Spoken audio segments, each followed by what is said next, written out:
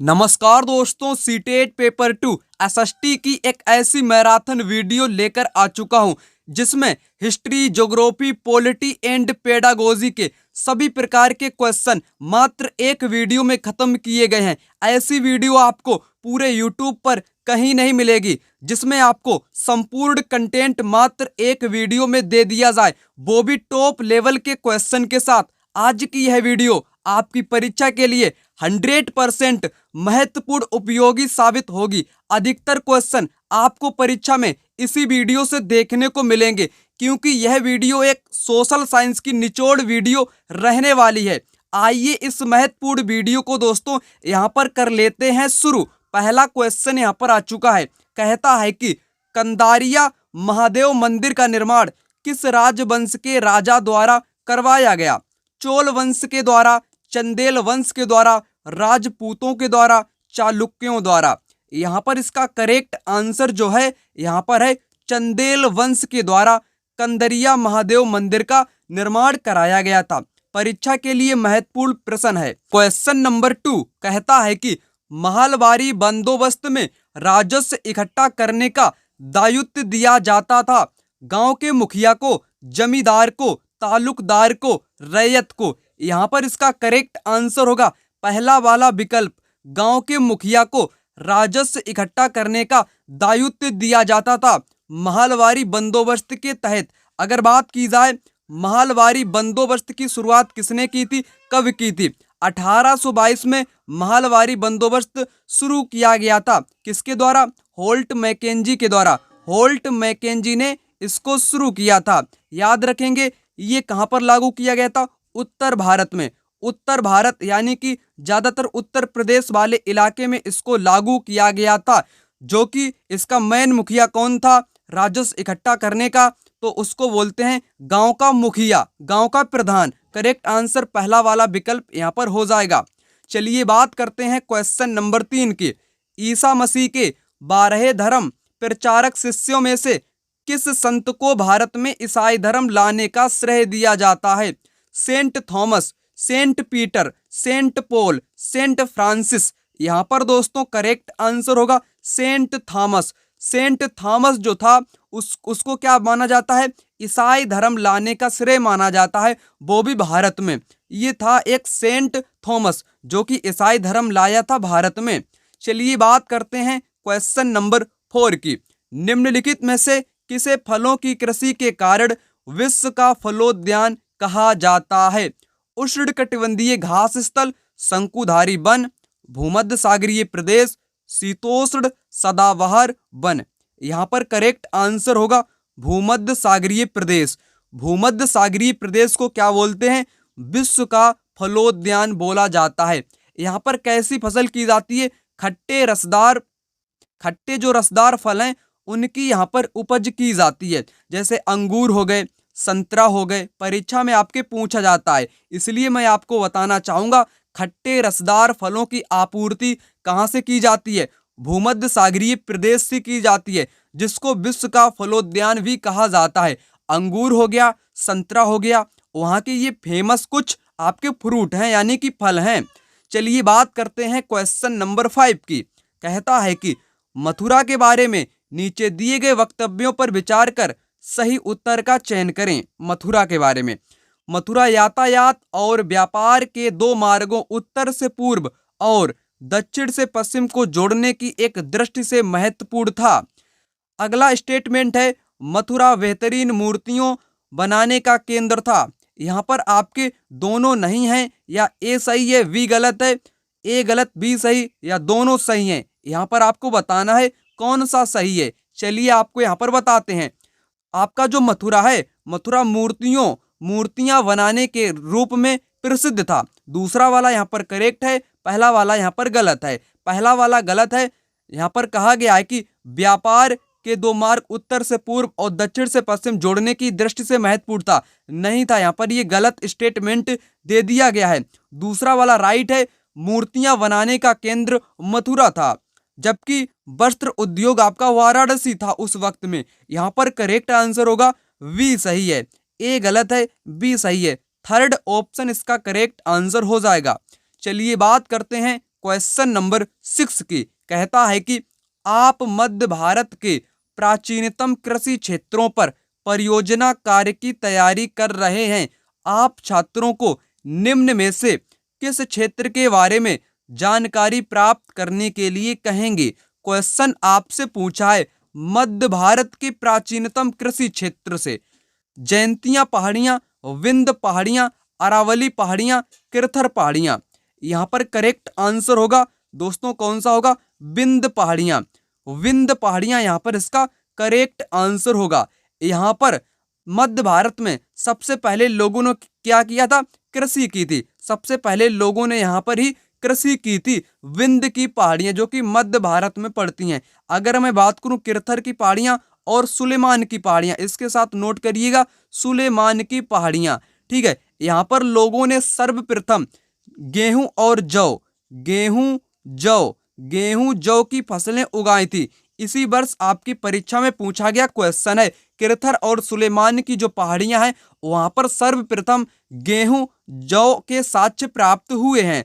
यहाँ पर याद रखेंगे गेहूं जौ कहां से, किरथर और सुलेमान की पहाड़ियों से। परंतु क्वेश्चन का जो राइट आंसर है विंध्य पहाड़ियां, जहां पर प्राचीनतम कृषि के अवशेष प्राप्त हुए हैं, उसी के बारे में यहाँ पर क्वेश्चन आपसे पूछा गया है, जो कि थोड़ा घुमा के पूछ लिया गया है। क्वेश्चन नंबर 7 जो कि महत्वपूर्ण है।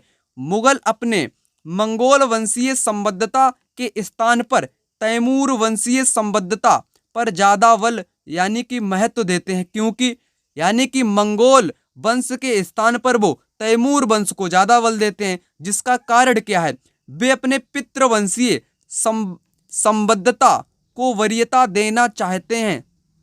तैमूर वंशियों ने मंगोलों को हराया था। मंगोल उज्बेकों से संबंधित थे। तैमूर वंशज कवियों और चित्रकारों को संरक्षण देते हैं। यहाँ पर बिल्कुल उपयुक्त जो विकल्प है यहाँ पर है मंगोल जो थे वो उज्बेकों से संबंधित थे, इसलिए वो तैमूर वंश को ज्यादा बल देते हैं, ठीक है ना। यहाँ पर कौन सा कारण हुआ आपका, मंगोल उज्बेकों से संबंधित थे। इसको आप यहाँ पर समझ लीजिएगा। एनसीईआरटी के अनुसार मुगल कौन थे, मुगल 2 महान शासकों के वंशज थे। माता की ओर से वे मंगोल, ठीक है, मंगोल शासक चंगेज खान जो चीन और मध्य एशिया के कुछ भागों पर राज करता था के उत्तराधिकारी थे। माता की ओर से यहाँ पर बात की गई है, ठीक है। माता की ओर से वो मंगोल थे, ठीक है। पिता की ओर से वे ईरान, इराक, वर्तमान तुर्की के शासक तैमूर वंश के थे। यहाँ पर 2 वंश मैंने आपको बताए हैं। माता की ओर से कौन सा था, मंगोल, ठीक है, और पिता की ओर से तैमूर वंश था। परंतु मुगल अपने आप को मंगोल, यहाँ पर क्या लिखा है, परंतु मुगल अपने आप को मंगोल कहलवाना पसंद नहीं करते थे। ऐसा इसलिए क्योंकि चंगेज खान से जुड़ी स्मृतियां सैकड़ों व्यक्तियों के नरसंहार से संबंधित थी। यानी कि जो चंगेज खान था वो उसने कई व्यक्तियों यानी कि तमाम लोगों की हत्या करी, यानी कि वो नरसंहार से संबंधित था। यही स्मृतियां मुगलों के प्रतियोगियों उज्बेकों से भी संबंधित थी। दूसरी तरफ मुगल तैमूर वंश होने पर अनुभव यानी कि गर्व होने का अनुभव करते थे मुगल तैमूर वंश के होने पर, ठीक है। तो यहाँ पर इतना आपने समझा, उज्बेकों से संबंधित थी कौन सी आपकी, मुगल, इसलिए वो इसको ज्यादा महत्व देते हैं, ठीक है। तो यहाँ पर आपका मंगोल उज्बेकों से संबंधित थे, आपको मैंने यहाँ पर दिखा दिया है। क्वेश्चन परीक्षा में आपकी पूछा जा चुका है, इसलिए महत्वपूर्ण है।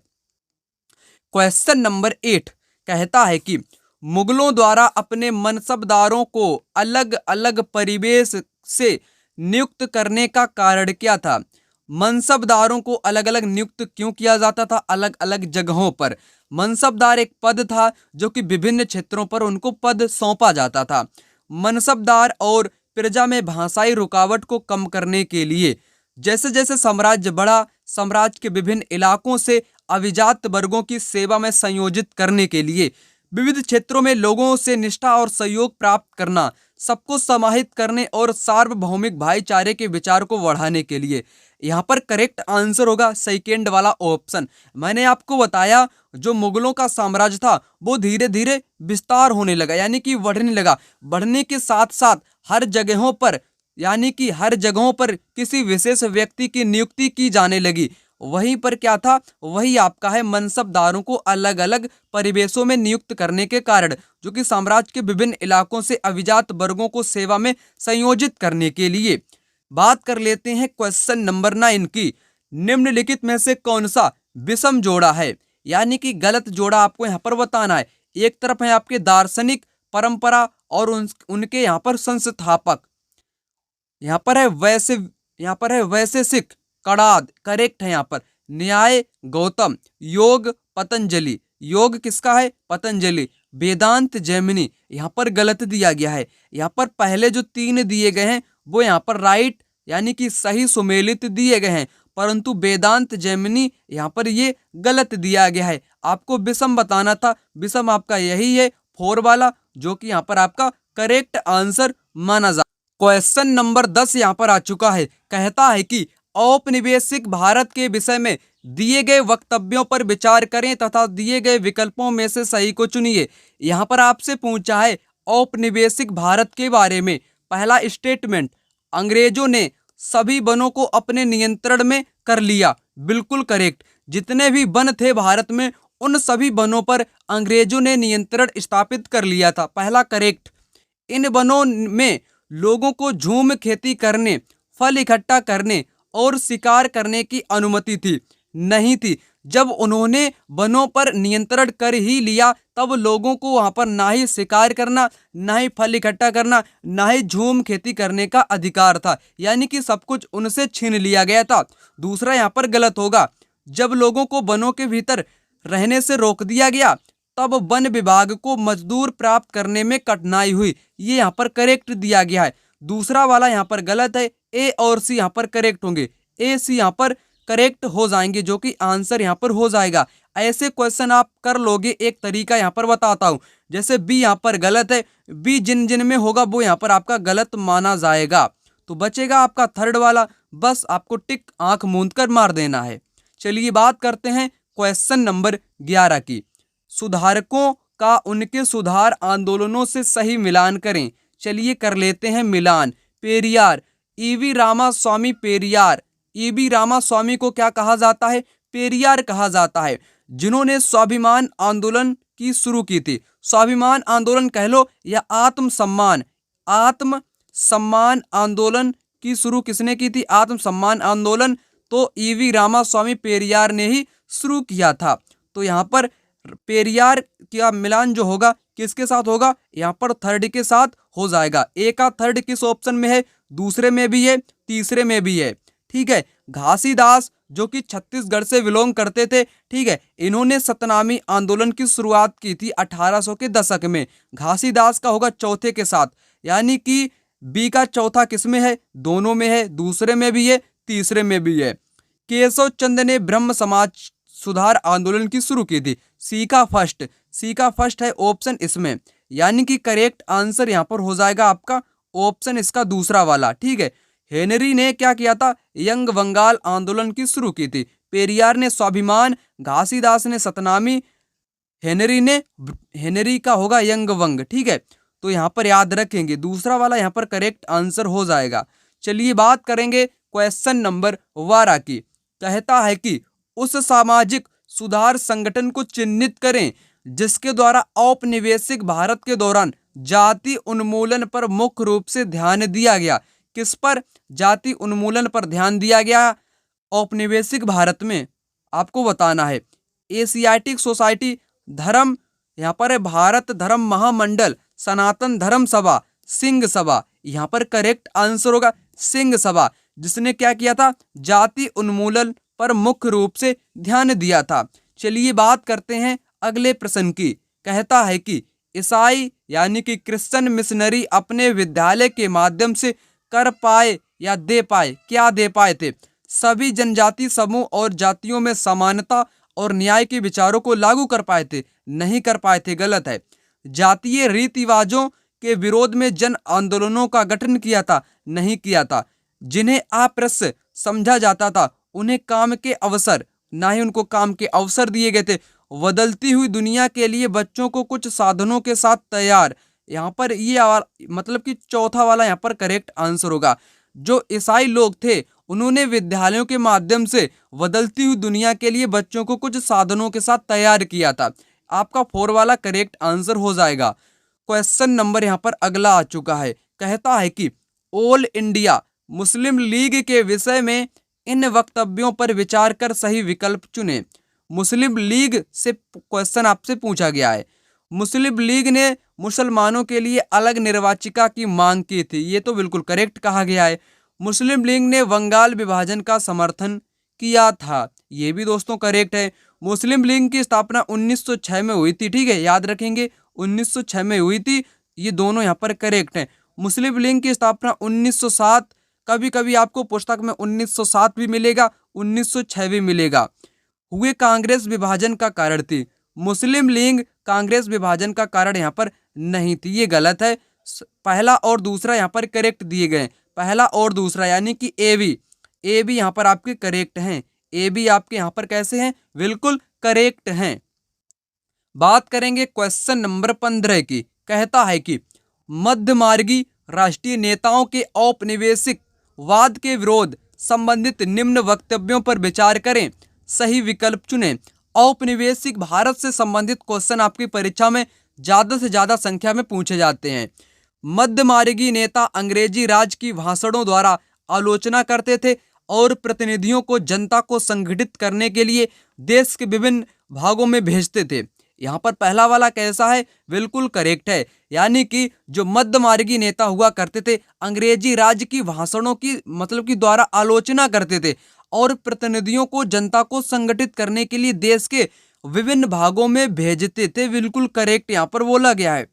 मध्यमार्गी नेताओं के विचार में अंग्रेज स्वतंत्रता और न्याय के विचारों का आदर करते थे, अतः वे भारतीयों को न्यायोचित मान लेंगे। यहाँ पर दोस्तों दोनों ही सही दिए गए हैं मध्यमार्गी राष्ट्रीय नेताओं के बारे में, तो यहाँ पर पहला वाला करेक्ट आंसर यहाँ पर होगा, दोनों सही है, सही व्याख्या भी है। क्वेश्चन नंबर 16 है यहाँ पर आ चुका है, कहता है कि भारत का संविधान लागू किया गया 26 जनवरी सन 1949, 50, 51, 52। करेक्ट आंसर दोस्तों यहाँ पर होगा 1950। 26 जनवरी 1950 को अपना जो संविधान है वो लागू किया गया था, याद रखेंगे लागू की यहाँ पर बात की गई है, ना कि अपनाने की बात की गई है। बात करेंगे क्वेश्चन नंबर 17 की, कहता है कि निम्नलिखित में से कौन सा पुराने बलित पर्वत का उदाहरण है।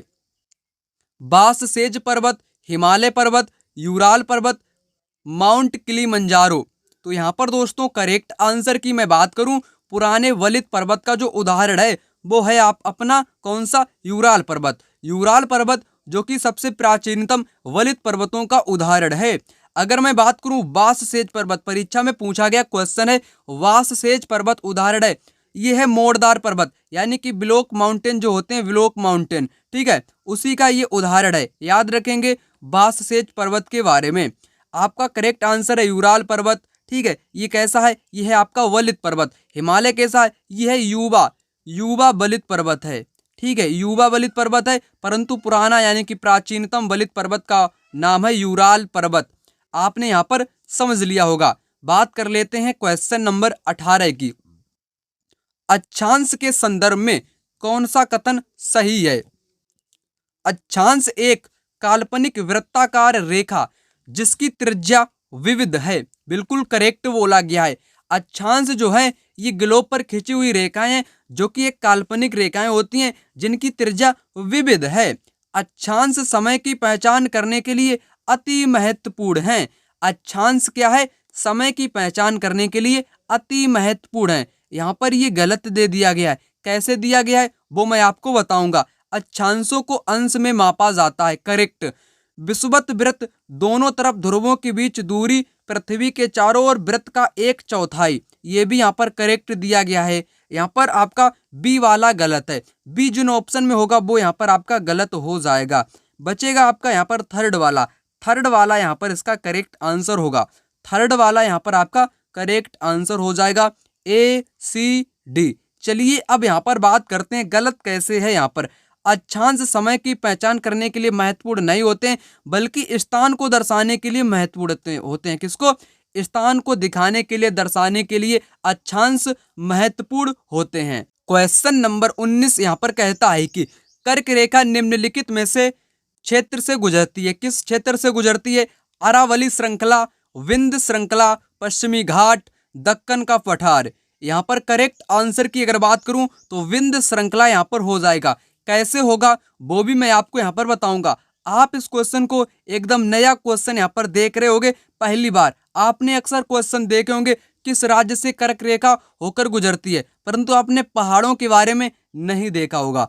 विंध्य जो पर्वत श्रृंखला है ये आपकी मध्य भारत, गुजरात हो गया, मध्य प्रदेश हो गया, राजस्थान वाले इलाकों तक फैली हुई है, इसीलिए यहाँ पर इसका करेक्ट आंसर होगा। आप जानते हो भारत में 8 राज्यों से होकर गुजरती है, ठीक है, जिसमें आपका बंगाल है, पश्चिम बंगाल है दोस्तों, मध्य प्रदेश है जिसमें, ठीक है, मध्य प्रदेश है, आपका गुजरात है, गुजरात के बाद राजस्थान है, राजस्थान के बाद दोस्तों मिजोरम है, झारखंड है, छत्तीसगढ़ है। कहने का तात्पर्य है 8 राज्यों से होकर गुजरती है। जो विंध्य श्रृंखला है वो आपकी मध्य प्रदेश में भी है, गुजरात में भी है और राजस्थान में भी है। तो आपका यहाँ पर कौन सा करेक्ट होगा? विंध्य श्रृंखला हो जाएगी कर्क रेखा।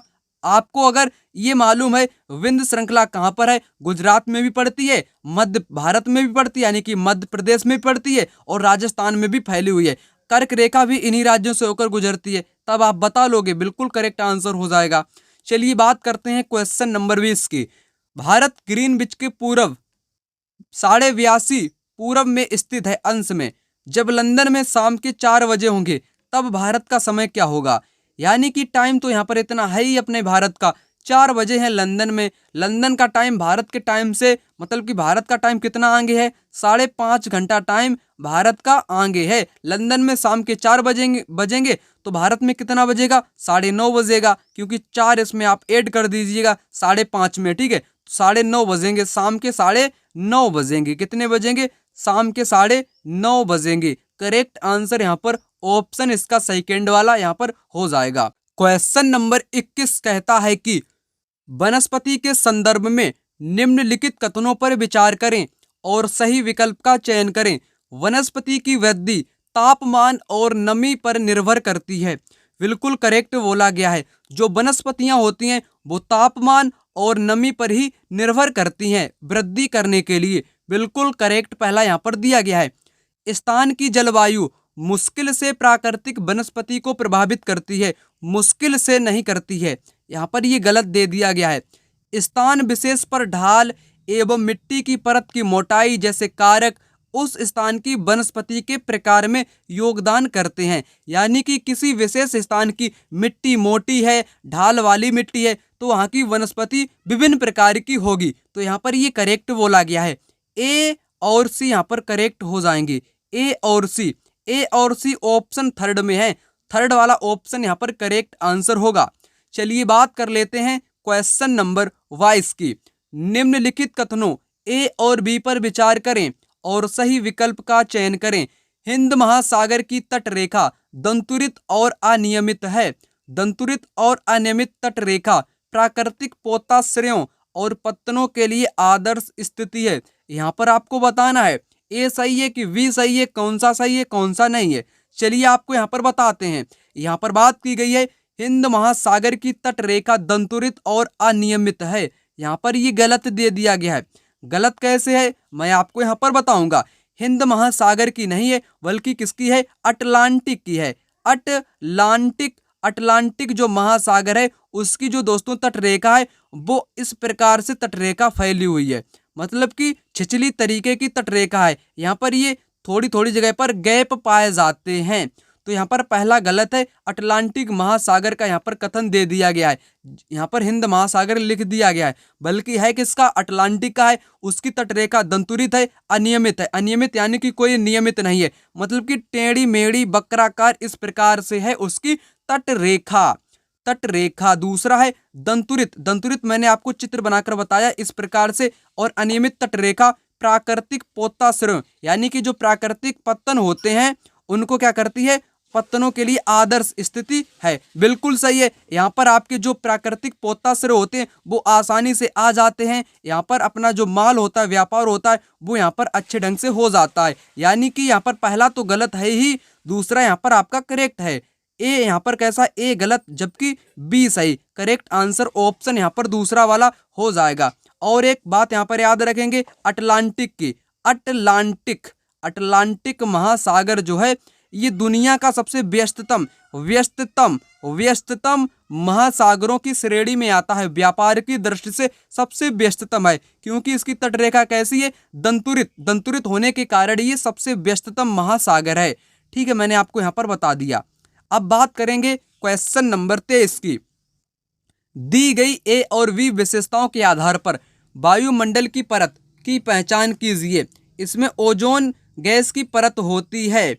यह बादलों एवं मौसम संबंधी घटनाओं से लगभग मुक्त होती है। क्षोभ मंडल, समताप मंडल, मध्य मंडल, बाह्य वायुमंडल। करेक्ट आंसर होगा यहाँ पर समताप मंडल। समताप मंडल में क्या होता है, ओजोन लेयर भी पाई जाती है। उसी के साथ यहाँ पर में किसी भी प्रकार की कोई घटना नहीं होती है, घटनाओं से मुक्त वातावरण होता है समताप मंडल का। मौसम वाली घटनाएं कहाँ पर देखने को मिलती हैं, मौसम की सभी घटनाएं कहाँ पर होती हैं, क्षोभ मंडल में होती हैं। मध्य मंडल में क्या होता है, उल्का पिंड जो होता है वो जल जाता है, उल्का पिंड जल जाता है। करेक्ट आंसर यहाँ पर है आपका समताप मंडल। चलिए बात करते हैं क्वेश्चन नंबर 24 की। निम्नलिखित कथनों ए और बी पर विचार कीजिए तथा सही विकल्प का चुनाव कीजिए। चलिए आपको यहाँ पर बताते हैं। समान समुद्र तल पर वायु दाब के अनुसार बदलता है। बिल्कुल करेक्ट यहाँ पर बोला गया है। उच्च ताप वाले क्षेत्र निम्न दाब क्षेत्र का निर्माण करते हैं। उच्च ताप वाले जो क्षेत्र होते हैं वो निम्न दाब क्षेत्र का निर्माण करते हैं। दोनों यहाँ पर आपके दोस्तों करेक्ट दिए गए हैं, दोनों यहाँ पर आपके करेक्ट दिए गए हैं। पहला वाला यहाँ पर करेक्ट आंसर होगा। क्वेश्चन नंबर 25 यहाँ पर आ चुका है। स्टीलल्ट मकान क्यों बनाए जाते हैं? ये देखने में अच्छे लगते हैं और कम लागत में बन जाते हैं। पहाड़ी क्षेत्रों के लिए उपयुक्त हैं। वर्षा ऋतु में घरों को जल जमाव से बचाते हैं। ये गर्मी को बाहर रखते हैं और ठंडे होते हैं। करेक्ट आंसर होगा यहाँ पर ये वर्षा ऋतु में घरों को जल जमाव से बचाते हैं। कौन से मकान यहाँ पर दिया गया है, कौन से मकान की बात यहाँ पर मैं कर रहा हूँ, स्टीलल्ट मकान की बात कर रहा हूँ जो कि घर में जल जमाव को रोकते हैं। चलिए बात करेंगे क्वेश्चन नंबर 26 की। अच्छी स्वास्थ्य सेवाओं के कारण बाल मृत्यु दर घट रही है। यानी कि बच्चे जो मरते थे उनकी जनसंख्या, मरने की जनसंख्या घट रही है। क्यों घट रही है? अच्छी स्वास्थ्य सेवाओं की वजह से।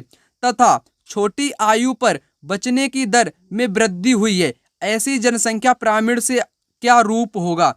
जनसंख्या पिरामिड क्या होता है? जनसंख्या की संरचना को आकार जो दिया जाता है उसको जो जिस विधि से निरूपित किया जाता है उसको दोस्तों बोलते हैं जनसंख्या पिरामिड। तो यहाँ पर आधार का चौड़ा होगा, युवा आयु वर्ग में चौड़ा होगा, उल्टा त्रिभुजाकार होगा। कौन सा यहाँ पर राइट है? तो मैं आपको यहाँ पर बताना चाहूँ जो बच्चे होते हैं उनकी जनसंख्या अगर ज़्यादा होगी, ठीक है, तो ज़्यादा होगी। जैसे आपका कोई भी चित्र मान लीजिएगा, बच्चे यहाँ पर ज़्यादा हैं तो उनका जो बेस है यानी कि आधार है, आधार कैसा होगा? चौड़ा होगा। और जब ये बच्चे युवावस्था में जाएंगे, कैसे जाएंगे? युवावस्था में जाएंगे तब भी ये चौड़ा ही रहेगा क्योंकि बचपन में ही चौड़ा था। बड़े यानी कि युवावस्था में भी चौड़ा रहेगा, उल्टा त्रिभुजाकार नहीं होगा। यहाँ पर ए और बी करेक्ट हैं। ए और बी यहाँ पर आपके करेक्ट आंसर हो जाएंगे। ठीक है ना। अब बात करेंगे क्वेश्चन नंबर 27 की। अध्यापिका अपनी कक्षा में जनसंख्या विषय पर चर्चा कर रही थी। उन्होंने छात्रों को दो समय बिंदुओं के बीच एक विशेष क्षेत्र में जन्म, मृत्यु, आप्रवास, उत्प्रवास का प्रयोग करके जनसंख्या वृद्धि की गणना करने को कहा। वह निम्नलिखित में से कौन सी संकल्पना का कार्य दे रही है? इसमें एक परिभाषा छुपी हुई है। जैसे यहाँ पर क्या दिया गया है?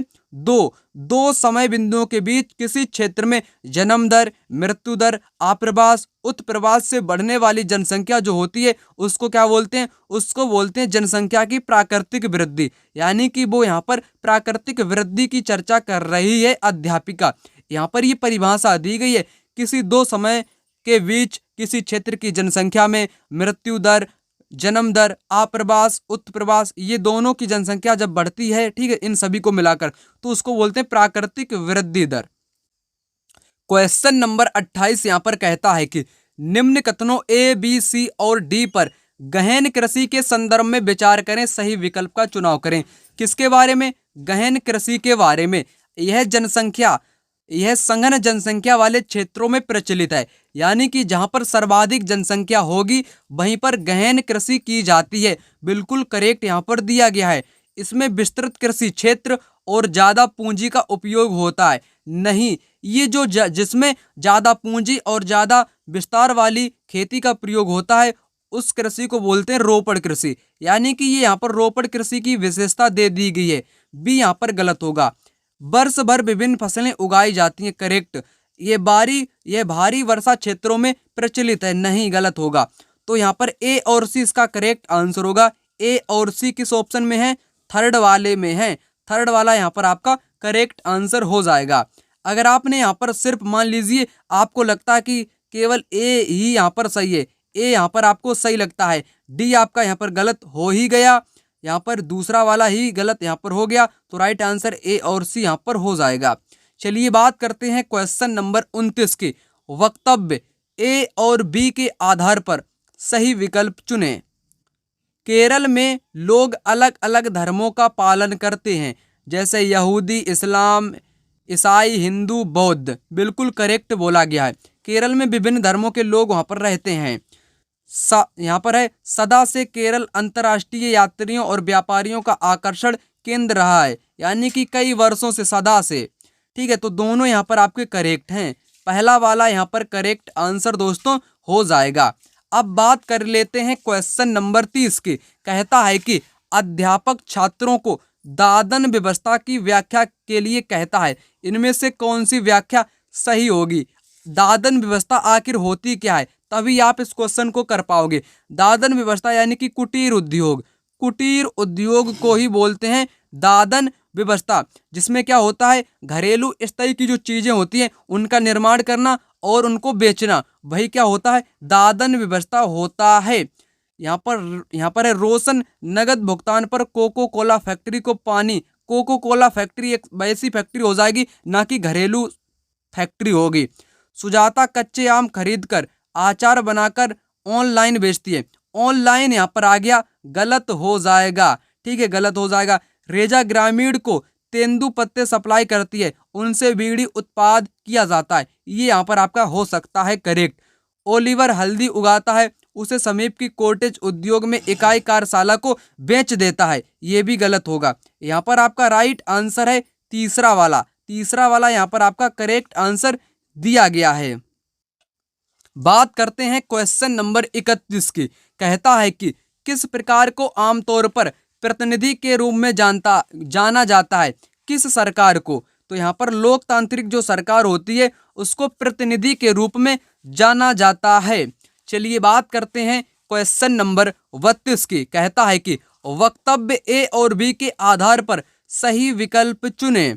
भारत में 80% किसानों के पास अपनी दैनिक जरूरतों को पूरा करने के लिए पर्याप्त भूमि आय नहीं है। बिल्कुल करेक्ट यहाँ पर बोला गया है। 80% किसान जो भारत में उनके पास पर्याप्त भूमि नहीं है, बिल्कुल करेक्ट। भारत में प्रत्येक 5 से लगभग 2 ग्रामीण परिवार खेतीहर मजदूर हैं।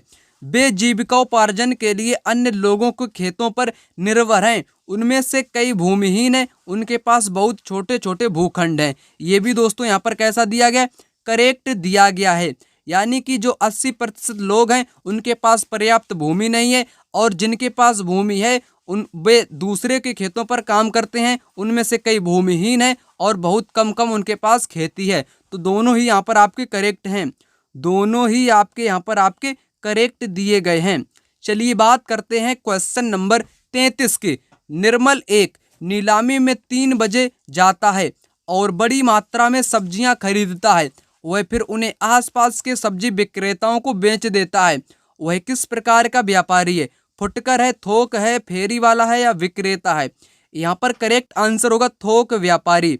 यानी कि किसी जहाँ पर किसी नीलामी हो रही है सब्जी की, वहाँ पर बहुत सारी वो सब्जी खरीद लेता है, फिर सब्जी विक्रेता को ही बेच देता है। फिर सब्जी विक्रेता उन फसलों को उन फसलों को नहीं, उन सब्जियों को व्यक्तियों को बेचते हैं। ठीक है, तो यहाँ पर ये जो नीलम हुआ है, निर्मल जो हुआ है, वो एक थोक व्यापारी है।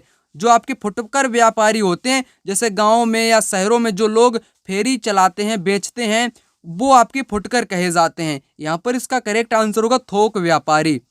चलिए बात करते हैं क्वेश्चन नंबर 34 की।